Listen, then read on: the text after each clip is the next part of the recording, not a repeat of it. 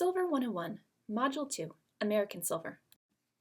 American silver includes both early silver made in the 16th through 19th centuries, as well as 20th century silver that's most commonly found. American silver items made before the 20th century are often referred to as coin silver. The name coin silver stems from the fact that coins were often melted down as a ready source of silver in America before westward expansion opened up new silver mines. I most frequently encounter coin silver spoons, which have a fairly limited price range, but early American religious silver from churches can sell for very high prices. Coin silver is often only marked with the silversmith's name and sometimes also the town the piece was made in. I use specialized reference books to research coin silver, but it's not necessary to invest in a reference library for your project, as online sources can be used to identify most American coin silver makers. Unless the piece is by Paul Revere, yes, Paul Revere's silver falls into the category of coin silver, most coin silver flatware and similar items tend to sell fairly low in the market right now. Inherited coin silver can be a neat source of history for your family, especially if the silversmith lived in the same town as your ancestors. Collectors of coin silver often focus on pieces from a particular town or region rather than pieces from a specific silversmith. If you plan to sell a coin silver item in the future, highlighting its place of origin and considering the best venue to access regional collectors are important considerations for maximizing profit. For safety reasons, I recommend not using coin silver flatware for eating, as the exact contents of the alloys are unknown. 20th century sterling should be fine to use, and I encourage it. American silver after coin silver. What is it, and how to identify it? I generally start seeing sterling marks on American silver pieces starting from the second half of the 19th century. The earliest examples of these sterling marks tended to be on American silver items made by high-end manufacturers like Tiffany & Company. The standardization of sterling being marked on all sterling silver items made in America didn't happen in a comprehensive way until it was legally required in 1906. In 1906, the United States Congress passed the National Gold and Stamping Act, which required that all pieces marked sterling had to have at least 925 parts per 1,000 sterling content. Why was this needed?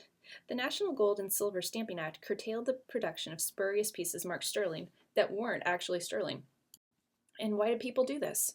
This practice of intentionally inaccurate markings took advantage and cheated customers by charging them sterling prices for items lacking the silver content of sterling. If the silver item was made in America after 1906, and many flatware patterns include the date of the patent on the handle, and it's marked sterling, you can feel pretty confident your item is truly sterling. If it isn't marked sterling clearly, the chances are not good. Sometimes the sterling mark can be difficult to read on very small flatware items as they don't have a lot of available surface area. A trick I've found is to study the largest piece, and such as a dinner fork that has a relatively open expanse available to mark, and then look at the markings on the handle of that piece. If there are no markings at all, then the item generally isn't sterling. And I have a little exception here because if the item is American. Silver from other countries can be different, which is something I'll discuss in future modules. Okay, silver plate. Silver plate is the term that describes items made of various metal alloys and then plated with sterling silver as a top layer. Silver plate sadly doesn't sell well in the current market given its smaller level of sterling silver content, but it's useful to be able to identify it within your collection. Silver plating marks can be tricky to understand, and they don't share a common standard among different silver manufacturers. Some makers say plated, silver plate, EP, which stands for electroplated, EPNC, which stands for electroplated nickel copper, A1, A2, A3, or A4, and the numbers refer to the number of layers of plating that the piece has gone through. Some makers say nothing at all other than the manufacturer name. Often I find the absence of information about materials and silver markings is the biggest clue that an item is silver plate. An example of a company that often did not include an identification of material and markings on their silver plate was Rogers Brothers. Rogers Brothers did often include the year 1847 in markings, which can be quite confusing. 1847 isn't necessarily the year a particular piece was made, it's the year the company successfully created an electroplating technique. Many other American silver manufacturers did include a year in the markings on their flatware that indicates the year of introduction or patenting of the specific pattern, so this is an important distinction to remember for items by Rogers Brothers. The company International Silver is another confusing manufacturer. International Silver was a huge corporation that bought up many smaller silver companies, including Rogers Brothers. International Silver marked pieces with the trade name International Silver or the initials IS. International Silver pieces often have markings for both International Silver and also the smaller company that they purchased. For example, Rogers Brothers International Silver. The trickiest part to remember is having a piece marked International Silver doesn't mean that it's made of sterling silver, even though silver is part of the markings. For it to be sterling, it would need to be marked International Silver Sterling. Another useful tool is looking up your specific pattern, as some patterns were produced exclusively in sterling or exclusively in silver plate, although occasionally a pattern might be manufactured both ways. So what is the deal with silver plate? Why was it even made? Clients can be disappointed when I identify they have silver plate rather than sterling, but I like to explain the historical context that when silver plate was first introduced, it was seen as a huge technical innovation. At the time the silver plating technology was developed, silver-plated items were considered highly desirable and up-to-date. You might think of it as similar to the phenomenon now of how the latest model of popular phones are venerated and people line up to get them. It's only with the passage of years that the higher precious metal content in sterling has increased our modern appreciation for sterling. Silver plate can be quite practical. It's strong and hard-wearing for forms like serving trays where structural stability is important. I frequently see silver plate serving platters, covered entree dishes, silent butlers, and the trays to tea services, even when the rest of the tea service is sterling silver. Sadly, the relative lack of sterling silver content has led silver-plated items to sell very weakly in the current market. If my clients can use and enjoy their silver-plated items, I advise that this likely is the most satisfying path. Next, we have how to identify manufacturers and patterns. Now that you've determined whether you have sterling silver or silver plate, next you'll want to identify the manufacturer and pattern of your pieces.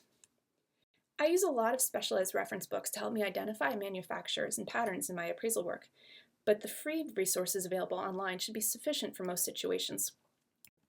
Some of my favorite websites for research are 925-1000.com, silvercollection.it, and sterlingflatwarefashions.com.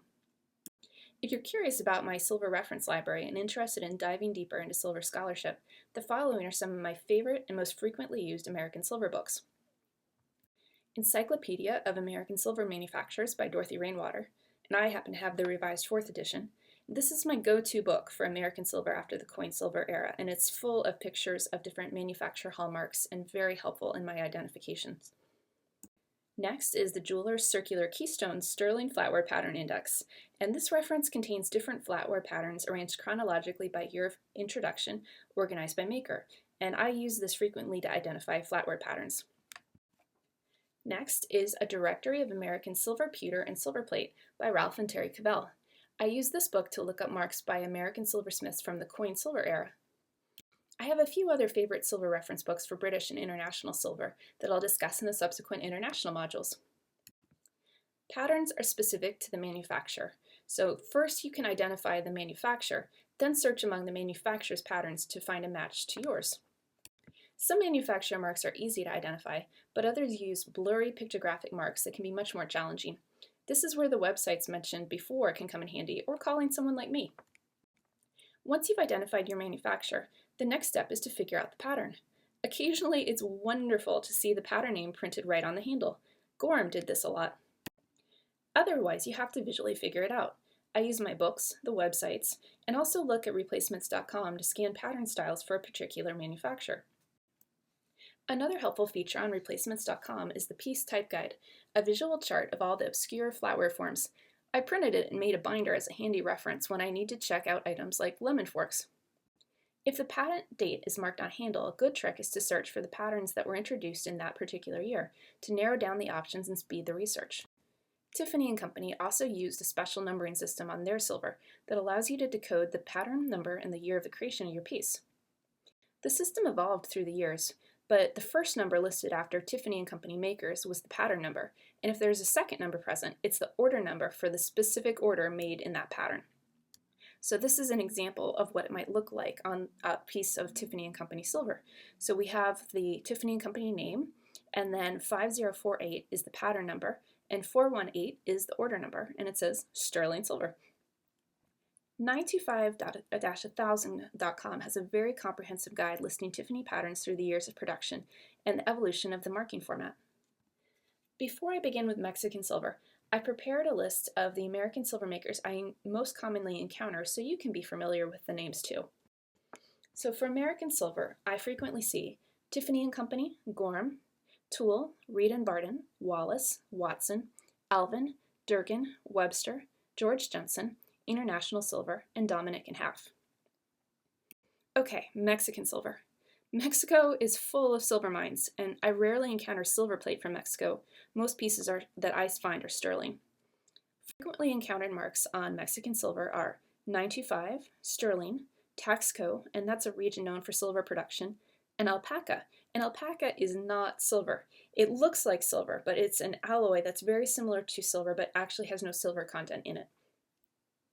Designs by William Spratling are one of the most collectible categories of Mexican silver.